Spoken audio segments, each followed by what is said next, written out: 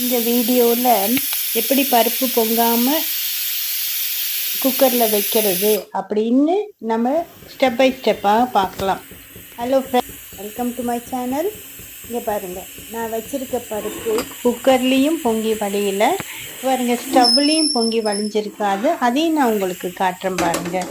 இதை எப்படி பண்ணலான்னு வாங்க நம்ம இந்த வீடியோக்குள்ளார போய் பார்க்கலாம். ஸ்டெப் பை ஸ்டெப்பாக ஒரு துளி பருப்பு கூட பொங்கி வழியாமல் நல்லா இருக்கும். ட்ரை பண்ணி பாருங்க.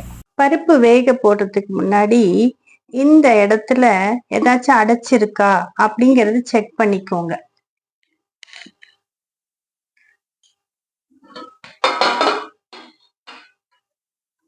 இந்த ஹோல்ஸ் எல்லாமே கிளீனா இருக்கா அப்படின்னு பார்த்துக்கோங்க.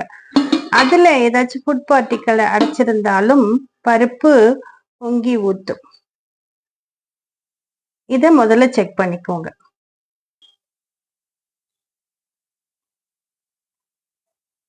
இந்த இடத்துல கிளியரா அந்த ஹோல் பாருங்க, அதுல வெளிச்சம் தெரியுது. அது மாதிரி செட் பண்ணிக்கோங்க.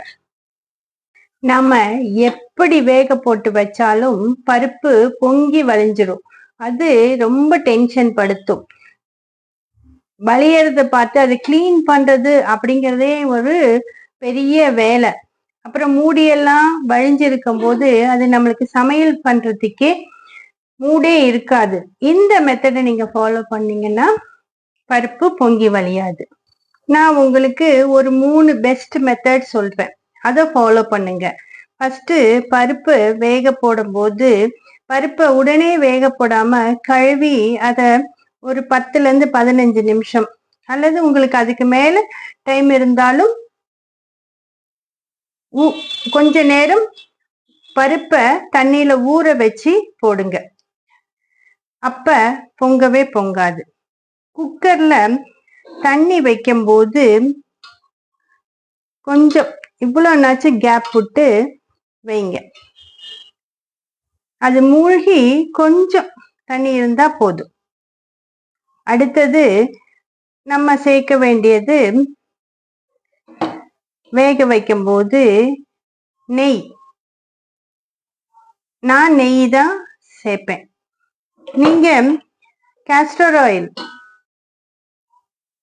விளக்கெண்ணெய் அது கூட சேர்க்கலாம். அது பருப்பு வேகிறதுக்கு உள்ளார அந்த டெம்பரேச்சரை எண்ணெய் அதிகப்படுத்தி கொடுக்கும்.